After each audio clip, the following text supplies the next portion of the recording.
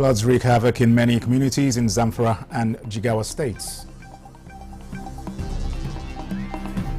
Nobody can tell you the exact number of farmlands submerged by the flood. It has almost destroyed all the farmlands. National Youth Service Corps expels 54 Corps members illegally mobilized by university.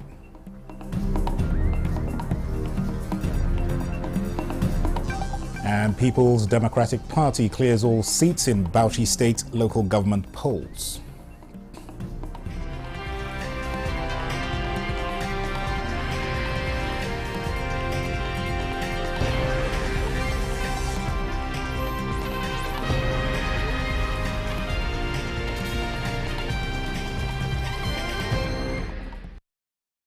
Hello and welcome to the news desk at 6 on Nta News24. We're live in Abuja. I am Dennis Adigunloye. Reports reaching us say that the Asagba in Council has announced the selection of Professor Epiphany Azinge, a professor of law, as the 14th Asagba of Asaba. Traditional rites and other coronation activities for his interment commence immediately. Now, one person has been confirmed dead and many houses and farmlands destroyed as floods wreaked havoc in Gumi local government area of Zamfara State. Jamilu Ibrahim reports that the Zamfara State government has ordered immediate relief support to victims. The flood, which occurred as a result of a heavy downpour that lasted for more than 48 hours, submerged many houses and farmlands across Gumi town, headquarters of Gumi local government area of Zamfara State, and some neighboring communities. Though the exact number of houses and farmlands affected by the disaster is yet to be ascertained, many residents describe the flood as the most devastating in recent years. Hundreds of the displaced persons are now taking shelter in the least affected neighborhood and communities. The victims continue to count their losses as they appeal for urgent intervention to cushion the effect of the disaster. I have lost my house and all other valuables therein, including the foodstuffs, to the flood. We are appealing to the state and the federal governments to urgently come to our aid.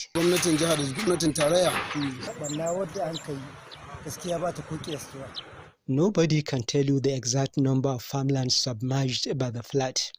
It has almost destroyed all the farmlands in this area. As of the time of filing this report, good Samaritans were sighted busy trying to help some victims, especially women and children, out of the flooded areas. Meanwhile, Zamfara State Governor Dauda Lawal has, in a statement, sympathized with the people of Gumi Emirate over the tragedy. He also directed the Zamfara State Emergency Management Agency to immediately assess the situation for urgent intervention to the victims. In Gusau, Jamilu Ibrahim, Nta News. Meanwhile, victims of the recent floods that ravaged many communities in 12 local government areas of Jigawa State say they are in dire need of support to resettle. Awal Mohammed Kazaure, who visited Kiyawa, one of the affected local government areas, reports that the floods destroyed many houses, thousands of hectares of farmlands, and forced victims to take refuge in school buildings and IDP camps. People of Kiyawa are among the more than 3,000 people displaced by the devastating flood across about 12 local government areas of Jigawa State. Muhammad Ibrahim and his family, who now live in IDP camp, said for the last 20 years they had been living in the area peacefully, but this time all their belongings had been lost to the flood. He and other victims have to bear the inconveniences attached to living in IDP camp, separated from their immediate families. We are receiving support from the government, but it is still not enough. As you can see, there are a lot of people here. State Emergency Management Agency has already responded to the plight of the victims, but it said that it's not enough, appealing to the federal government and other well-meaning Nigerians to support the victims. When disaster comes, all hands must be on deck to support the government effort. It is pertinent that we should start soliciting for urgent humanitarian support to assist the internally displaced persons with either food or non-food items to be able to support the victims during the trying time. Provision of food, drug, and mosquito nets is essential to support Muhammad Ibrahim and his likes who now live in IDP camps to avoid any outbreak of diseases. In Duse, Awal Muhammad Kazaure, Nta News. The Nigerian National Petroleum Company Limited has debunked media reports that the company is indebted to international oil traders to the tune of $6.8 billion and that it has not remitted revenue to the Federation account since January, among other allegations. Olufemi Soneye, Chief Corporate Communications Officer of NNPC Limited, says that in the oil trading business, transactions are carried out on credit, and so it is normal to owe at one point or another. But NNPC Limited, through its subsidiary NNPC Trading, has many open trade credit lines from several traders. The company is paying its obligations of related invoices on a first-in, first-out basis. He says it is not correct to say that NNPC Limited has not remitted any money to the Federation account since January, since NNPC Limited and all its subsidiaries remit their taxes to the Federal Inland Revenue Service regularly. This is in addition to payments of CIT to road contractors under the Road Investment Tax Credit Scheme. On the issue of quality and quantity fiscalization of imported petroleum products, NNPC Limited has no role whatsoever as it is not a regulator. The Nigerian Midstream and Downstream Petroleum Regulatory Authority, which is the relevant regulatory agency in charge of such issues, is an independent body and does not report to NNPC Limited. Meanwhile, NNPC Limited, in a statement released, says the organization regrets the tightness in fuel supply witnessed in some parts of Lagos and the FCT. The statement by Olufemi Soneye, Chief Corporate Communications Officer, NNPC Limited, attributes the tightness to distribution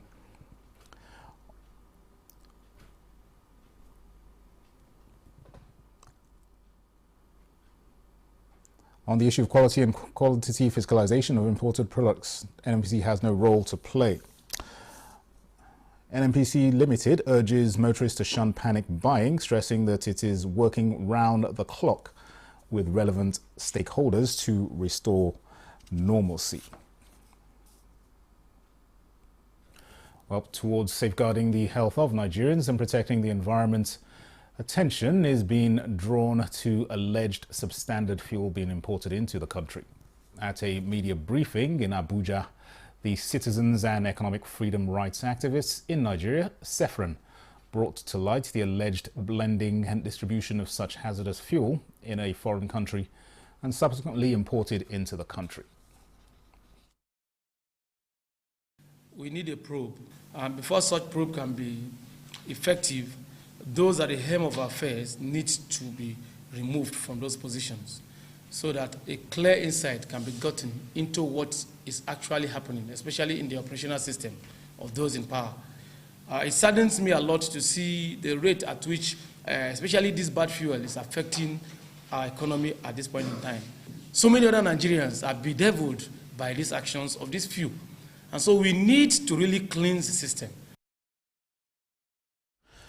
The group calls for a thorough investigation into this unwholesome practice and a major shake-up in the industry to ensure the health of Nigerians is not compromised.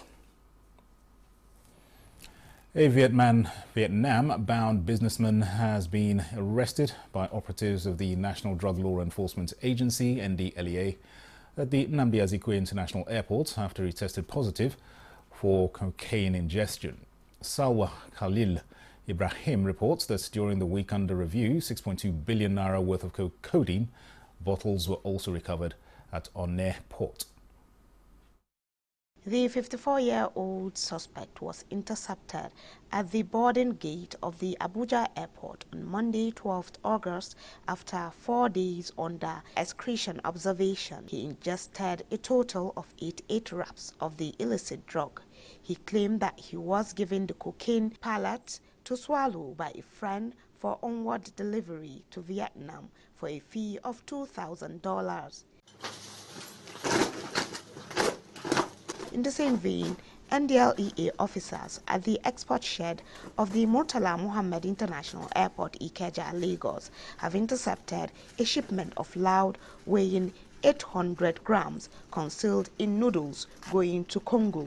A follow-up operation at the Alaba International Market led to the arrest of the sender of the consignment, who deals in GSM handsets.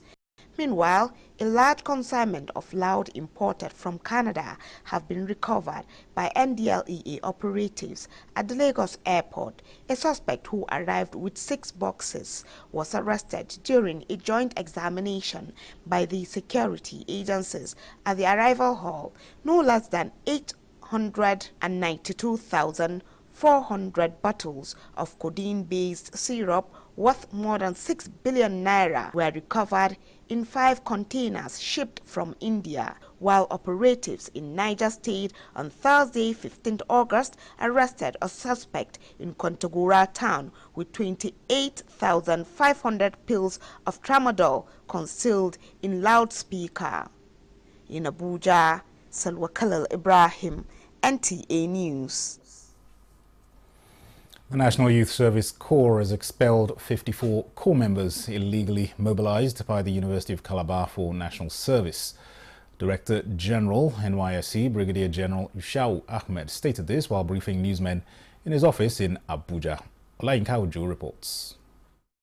For some time now, the NYSC has been faced with the challenge of some corps-producing institutions giving approval to unqualified graduates to participate in the mandatory one-year national call to service. Remain vigilant and proactive in our approach. But this time around, it is Vice Chancellor, University of Calabar, taking the bull by the horn, reporting suspected cases of illegal mobilization of unqualified graduates from the institution to the NYSC. So all this lies on the integrity of the institutions and the Vice Chancellor's concern. You understand? That's why I said we must all give applause to the Vice Chancellor of University of Calabar. While noting that the affected corps members will be prosecuted, the NYSC Director General says 19 other individuals who attempted to register online for mobilization were prevented from doing so. We have blocked them in our system. Their names will be published as well, so that everybody will see them. There are 19 of them. So we have 54 serving corps members in various states. These 54 we have communicated to all our state coordinators. They too, they have already been demobilized. This is coming after the NYSC invalidated 101 certificates of national service earlier, bringing the total number of affected certificates to 178. Olayinka Ojo, NTA News. Watching the news desk at 6 on Nta News24. More reports in a moment. Stay with us. Nigeria, a land of rich culture and diverse voices, where every voice matters. In times of disagreement, let's choose dialogue over discord. Together, we can find solutions through understanding and respect. Let's build a stronger Nigeria, one conversation at a time. Dialogue, not protest. Unity, not division. Nigeria, united in dialogue.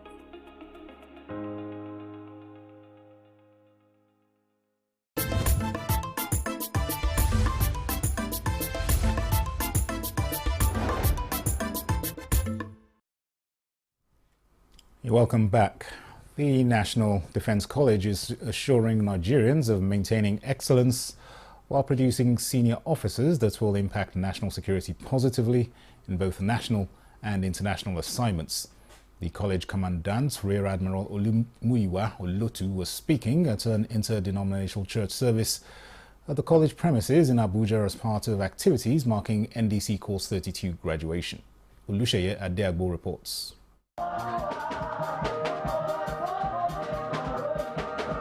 The National Defense College Commandant, there leading the staff and participants of the Course 32 graduation to a Thanksgiving following the completion of an 11-month course full of rigorous activities. Because only God that saw us through, not just about the resources, but about God Himself. Because we all saw Him and we were terrified. Immediately he spoke to them and said, "Take courage, it is I, don't be afraid." Scriptural readings, special prayers for Nigeria and Nigerians, leadership of the nation and the college, as well as soul-lifting songs from the women choir in appreciation of God's faithfulness throughout their course period. The greatest need of the moment is the needed men. In his sermon titled The Need of the Moment, the college protesting chaplain explains that challenges facing the nation are surmountable with cooperation and determination, while Rear Admiral Olumuyiwa Olotu wants graduates to put God first in their post-college engagements. We give all the glory to God because He alone has been our sustenance. Well, as they depart from the college, they must continue to hold on to God in their exercise of leadership. They must always remember that action is needed. They must act. It's not enough to have all the knowledge, which of course they've gained here in the college. It's not enough, to keep, seeking ways of improvement. But we must act. The little we do will mean a lot at the end of the day. 111 senior officers, 19 of them from outside the country, formed the participants of the NDC Course 32 graduation. In Abuja, Olusheye Adiagbo, Nta News. The Nigerian Air Force has achieved a significant milestone with its pilots logging 10,000 flight hours on the A-29 Super Tucano aircraft fleet designed and built for missions in Nigeria. Chief of the Air Staff, Air Marshal Hassan Abubakar, during the celebration in Kainji, New Busa, Niger State, says the comprehensive documentation on the activities of the aircraft will allow timely interventions of its operations before evolving into safety hazards. Kabir Abdullahi reports. Inducted in August 2021, the A-29 Super Tucano fleet has involved in several decisive missions, flying in various operational theaters across the country. More than 8,500 hours flights on fleets were dedicated against terrorists, bandits, and other violent and non-state actors threatening national peace without mishap, a feat described by the Chief of Air Staff as remarkable.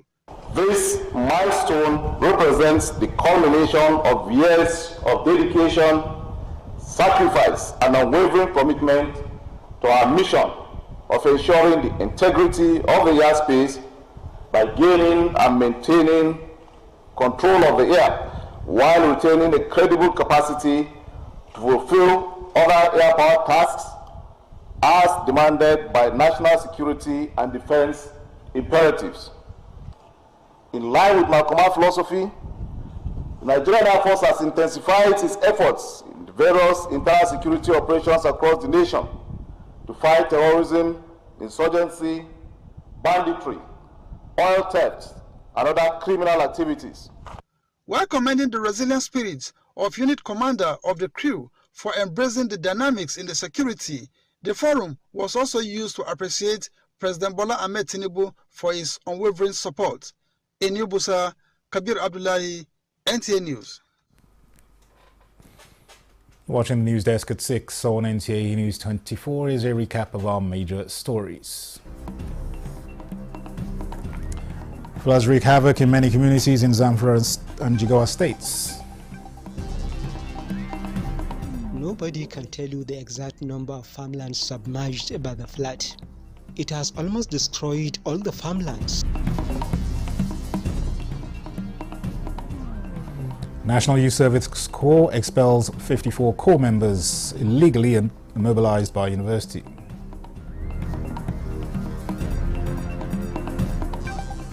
And People's Democratic Party clears all seats in Bauchi State local government polls, with that report coming up.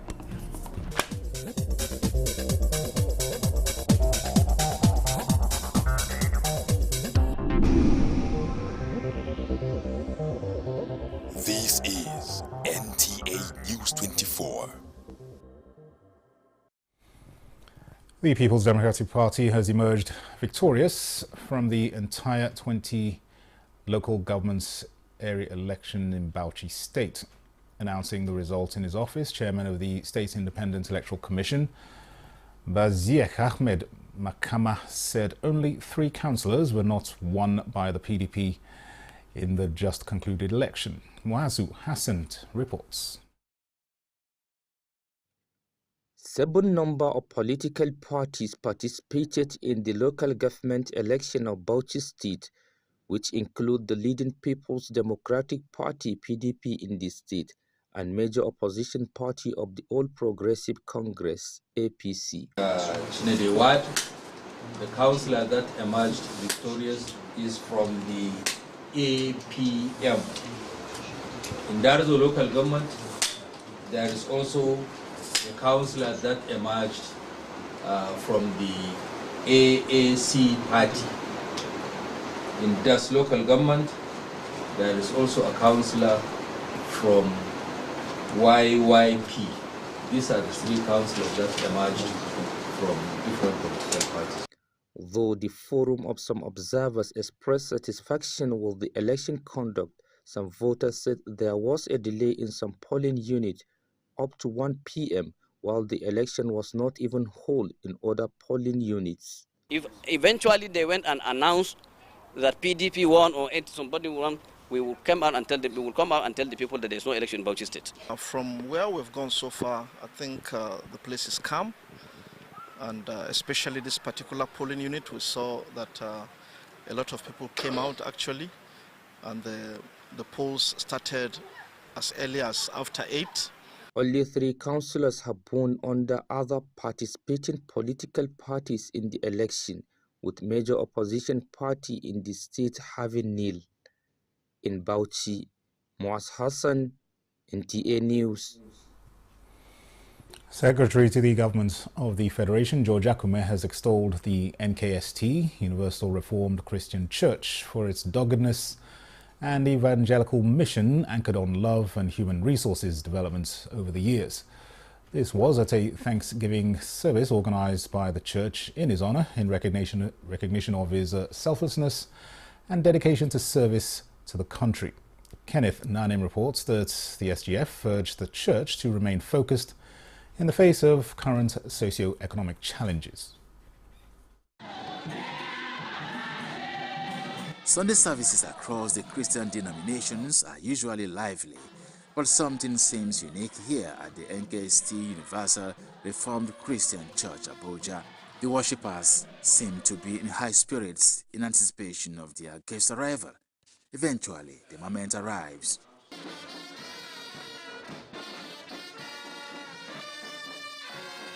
This one welcome seems to have awakened nostalgic feelings in the SGF, and he has a duty to recognize as many that seek his attention. He knows virtually everyone here by name, not because they are his kinsmen and cronies, but his affection for the common man has proven him to be a grassroots personality.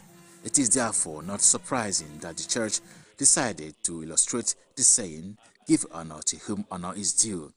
In this way, his contributions to the propagation of the gospel and growth of the society at large is being recognized. The love showered on him by the church speaks louder than voice. The SGF reciprocates. Speaking in vernacular, he eulogizes effort by the church in building schools and other social institutions for human resources development across the nation, as some of the beneficiaries of such gestures, he says, are already contributing meaningfully to the socio-economic development of the nation. This, he says, is in line with the message of the day taken from the book of Matthew 22 verse 36 through 40, which summarizes the commandment by Jesus Christ for man to love God and his neighbor. The Secretary to the Government of the Federation, George Akume, was accompanied by his wife and other dignitaries. Kenneth Nanim, Nta News. And that concludes the news desk at 6 on NTA News 24. Thanks for watching. I am Dennis Adigunloye.